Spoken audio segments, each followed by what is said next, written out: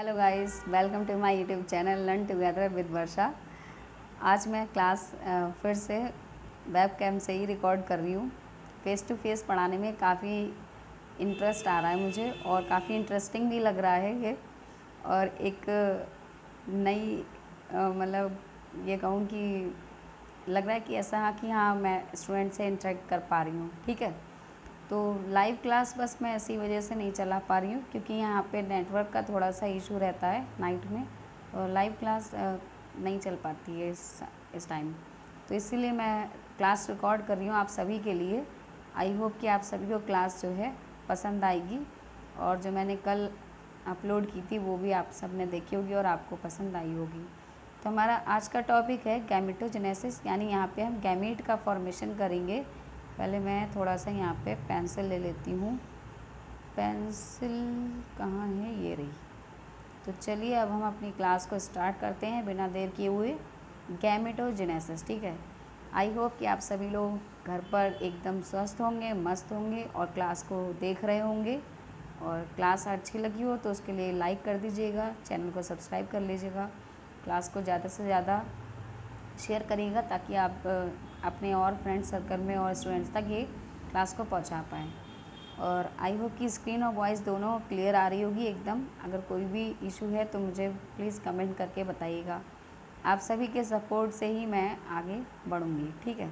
और ये सारी क्लास की जो PDF है, जो चाहें आप अगर इसको लेना चाहें, नोट्स हैं ये मैं आपको प्रोवाइड करा दूँगी, ठीक है। तो उसके लिए आप लोग मुझसे कांटेक्ट करेंगे तभी ये नोट्स आप तक पहुंच पाएंगे। चलिए तो अब क्लास को स्टार्ट करते हैं।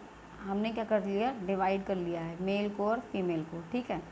तो यहाँ पे देखिए मेल गैमीट का फॉर्मेशन करेंगे और यहाँ पे फीमेल गैमीट का फॉर्मेशन करेंगे। सबसे इम्पॉर्टेंट थिंग, जो ये फीमेल गैमीट और जो मेल गैमीट हैं इनका फॉर्मेशन कहाँ होता है। सबसे ज़्यादा इम्पॉर्टेंट आपका क्वेश्चन जो आता है एग्ज़ाम में वो पूछा जाता है कि आवृतबीजी के पौधों में नर मुकोद्भिद यानी male gametophyte and female gametophyte का डेवलपमेंट कहाँ होता है। तो इस सब को जानने के लिए आप लोगों को क्या करना होगा, माइक का यूज़ किया है मैंने वॉइस के लिए ताकि आप सब तक एकदम क्लियर वॉइस पहुंच सके मेरी।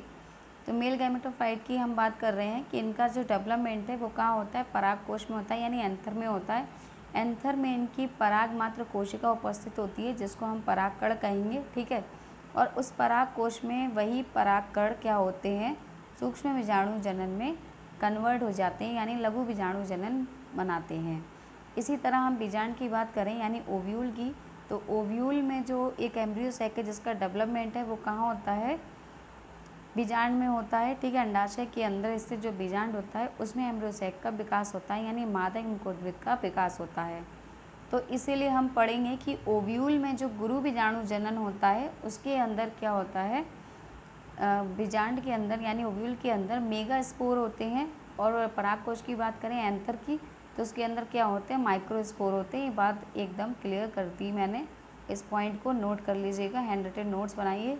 अगर हैंड रिटन नोट्स बनाने का मन नहीं है तो आसानी से आप लोग इसका स्क्रीनशॉट ले लीजिए ताकि आपको अच्छे से नोट्स यहाँ पे स्क्रीनशॉट ले लेंगे तो आपको नोट्स फ़ोन में रहेंगे आपके प्रॉपरली, और उनसे रिवीजन करिएगा, ठीक है। और कल की क्लास हम क्या करेंगे, जो टॉपिक हम पढ़ रहे हैं उससे रिलेटेड क्वेश्चंस लगाएंगे ताकि हमारे कॉन्सेप्ट क्या हैं, सभी के सभी कॉन्सेप्ट के डाउट्स एकदम क्लियर होते चलें। इसीलिए मैं सैटरडे का जो डे है वो टेस्ट का डे रखती हूँ, या फिर कहा जाए कि एक प्रैक्टिस डे है आपके लिए। वीकली प्रैक्टिस डे रखेंगे हम कल, और यही मेरा थंबनेल भी होगा, वीकली प्रैक्टिस डे। और जो वीकली प्रैक्टिस डे मैं वहाँ पे रिवीजन आपको विद क्वेश्चन विद एक्सप्लेनेशन सभी करा दूँगी, ठीक है।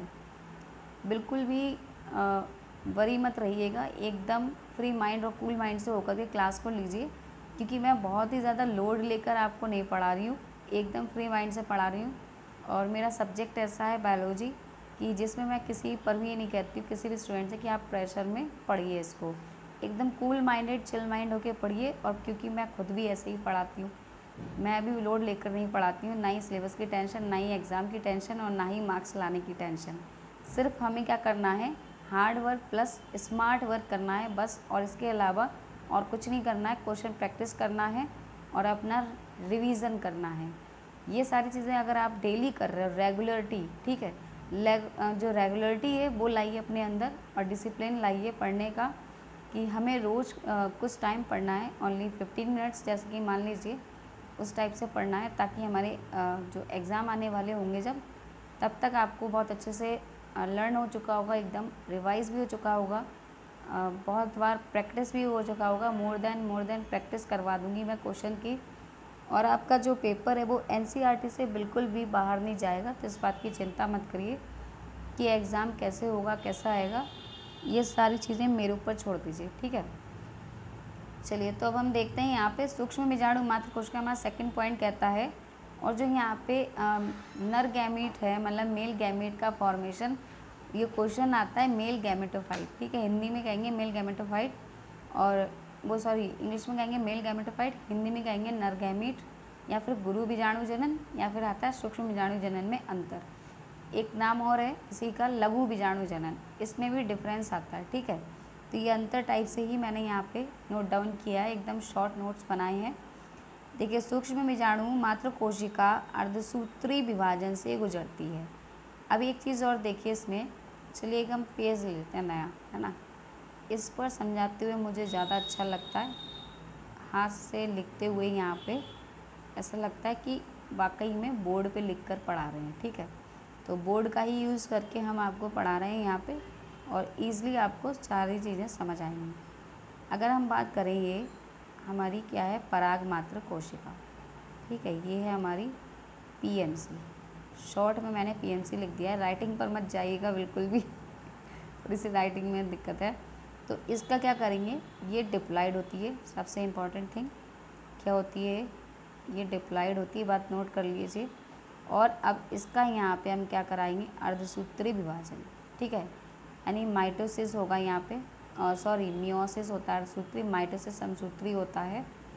तो अब हम देखिए यहाँ पे क्या कराएंगे, मियोसिस कराएंगे, ठीक है।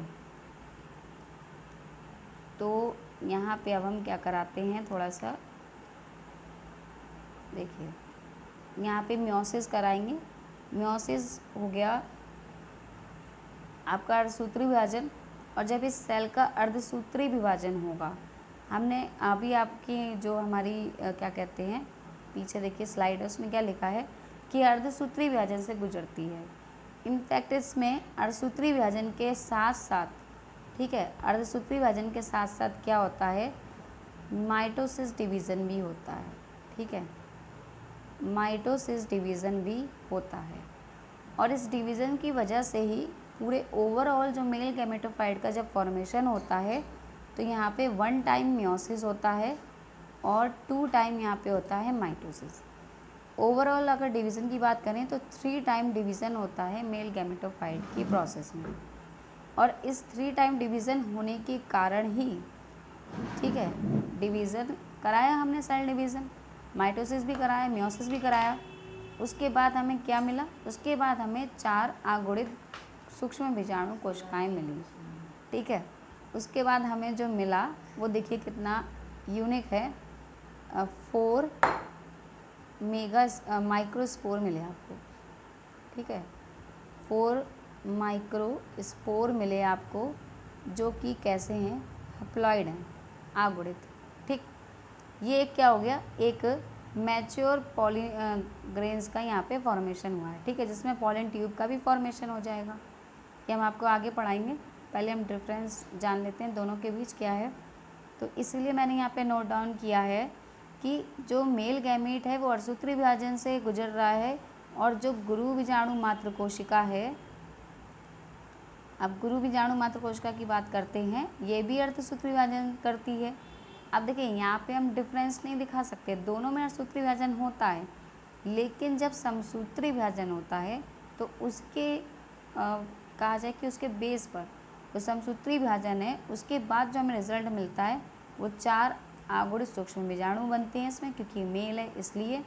और इसमें एक क्रियाशील गुरु बीजाणु बनता है, क्योंकि ये क्या है, फीमेल गैमेटोफाइट है।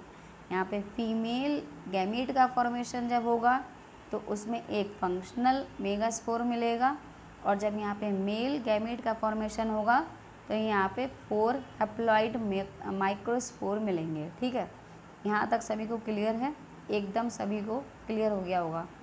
अब हम चलते हैं अपने नेक्स्ट पॉइंट पे। अब बात करते हैं कि ये जो हमारे पास माइक्रोस्पोर हैं, आखिर ये क्यों बनाए हैं हमने, इनसे हमें कौन सा फ़ायदा होने वाला है। ठीक है, इनसे हमें कौन सा बेनिफिट होने वाला है, ये चीज़ हमें चेक करनी है। तो ये अब हम यहाँ पे, चलिए यहीं पे बता देती हूँ। देखिए, ये जो हमें पॉलन ट्यूब्स यहाँ पे जो क्या करेंगे, अब हम यहाँ पे क्या करते हैं कि हमें माइक्रोस्पोर मिल गए। ठीक है, माइक्रोस्पोर मिल गए जब, तो ये जो 4 माइक्रोस्पोर हैं, क्या बात है भाई, साथ नहीं दे रहा है आज नेट। 4 माइक्रोस्पोर जो हमें मिले हैं, ये क्या सीन क्रिएट कर देंगे भाई, ये तो बहुत बड़ा सीन क्रिएट कर देते हैं। तो देखिए इनका सीन क्या है, ये सीन बना देते हैं पॉलन का। ठीक है, पॉलन ग्रेन्स का, क्योंकि ये माइक्रोस्पोर अकेले तो रह नहीं पाते हैं, इसलिए इनको पॉलन ग्रेन्स चाहिए साथ में एक फ्रेंड चाहिए ना रहने वाला। तो पॉलन ग्रेन्स इनके फ्रेंड बन गए, दोस्त बन गए भाई माइक्रोस्पोर। आजकल ट्रेंड चल रहा है, एक सहेली से काम नहीं चल रहा है, तो 4-4 सहेलियाँ बनानी पड़ रही हैं। ठीक है, तो ये जो ट्रेंड है, वही ट्रेंड इन्होंने यहाँ पर अपना क्या करते हैं, लागू कर लिया है कि 4 माइक्रोस्पोर से यहाँ पे प्रत्येक माइक्रोस्पोर में, अब बात करेंगे एवरी माइक्रोस्पोर में पॉलन ग्रेन का फॉर्मेशन हो रहा है, परागकण विकसित कर रहे हैं भाई। देखिए क्या कमाल का यहाँ पे फॉर्मेशन हो रहा है, परागकण। ठीक है, प्रत्येक सूक्ष्म बीजाणु में परागकण में विकसित होता है। ठीक है, अब इस जो परागकण है वो विकसित हो रहा है एवरी माइक्रोस्पोर में। ठीक उसी तरह यहाँ पे अब बात करें फीमेल की, कि भ्रूण कोश में 8 केंद्रक विकसित होते हैं। कितने होते हैं? 8 केंद्रक, समझ लीजिए अच्छे से। परागकण में क्या होता है, जनन कोशिका और कायिक कोशिका। अरे ये क्या हो गया भाई, अब देखिए परागकण में जनन कोशिका और कायिक कोशिका होती है, और यहाँ पे अब जो परागकण बना है वो इमैच्योर है। इसको मैच्योर जब करेंगे तो उससे पहले इसमें 2 कोशिकाओं का निर्माण होगा, जनन और कायिक कोशिका। और जो ये जनन कोशिका यानी जेनरेटिव सेल है, वो 2 male gamete non motile male gamete का फॉर्मेशन करेगी, यानी 2 आंचल नरयुग्मक का निर्माण करेगी। ठीक है, और कायिक कोशिका क्या करेगी, इन परागकणों को पोषण प्रदान करने में हेल्प करेगी, न्यूट्रिशन पहुँचाएगी। ठीक इसी तरह फीमेल में क्या होगा, जो अंडाणु सहायक कोशिकाएँ और ध्रुवीय केंद्रक बनेंगे, और यहाँ पे जो अंडाणु है, ओवम है, ठीक है, वो फर्टिलाइजेशन में हेल्प करेगा। और बाकी जो सहायक कोशिकाएँ हैं वो क्या करेंगी, सहायक कोशिकाएँ यहाँ पे हेल्प करेंगी ओवम पॉलन ट्यूब्स को ओवम तक पहुँचाने में। और जो यहाँ पे ध्रुवीय केंद्रक है, most important main role play करता है ध्रुवीय केंद्रक। ये हमारी डबल फर्टिलाइजेशन की जो प्रोसेस है उसमें हेल्प करेगा। जब सेकंड मेल गैमेट ध्रुवीय केंद्रक से फर्टिलाइज होता है यानी फ्यूज़न करता है, कहा जाए ट्रिपल फ्यूज़न करता है जब, तो एक मैच्योर एम्ब्रियो सैक का फॉर्मेशन होता है जो कि ट्रिप्लाइड होता है, त्रिगुणित होता है। इसीलिए कहा जाता है कि आवृतबीजी के पौधे का जो भ्रूण पोष होता है वो त्रिगुणित होता है। ठीक है, तो इसको याद रखिएगा। हमारे यहाँ 3 क्वेश्चन हमने कंप्लीट किए हैं। नंबर फर्स्ट क्वेश्चन हमारा कि आवृतबीजी पौधे में नर मुखोद्भिद का विकास कहाँ होता है, तो हमारा आंसर है परागकोश में। सेकंड क्वेश्चन है आपका कि मादा गैमीट का, या कहा जाए कि मादा मुखोद्भिद का विकास कहाँ होता है, तो वो होता है हमारे बीजांड में या अंडाशय के अंदर स्थित ओव्यूल में होता है, या फिर हिंदी में आप बीजांड भी बोल सकते हैं। क्वेश्चन नंबर आपका थर्ड है कि आवृतबीजी पौधे का भ्रूणपोष किस प्रकार का होता है, या उसकी प्लॉइडी क्या होती है। ठीक है, तो उसकी प्लॉइडी ट्रिप्लॉइड होती है, यानी वो त्रिगुणित होता है।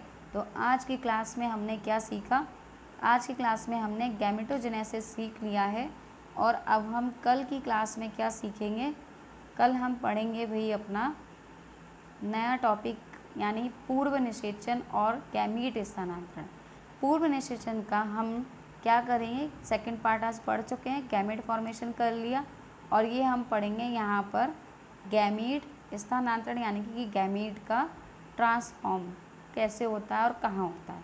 ठीक है, तो माय डियर फ्रेंड्स, आप सभी को आज की क्लास काफ़ी अच्छी लगी होगी और इंटरेस्टिंग भी रही है आज की क्लास मेरे ख्याल से। और आपके हिसाब से कैसी रही है ये सब मुझे कमेंट करके बताइएगा और ज़्यादा से ज़्यादा मेरे चैनल को सपोर्ट करिएगा। और आपके सपोर्ट से ही आप सभी मेरे चैनल का एक सपोर्ट सिस्टम है, और विदाउट सपोर्ट सिस्टम कोई भी आगे नहीं बढ़ पाता है।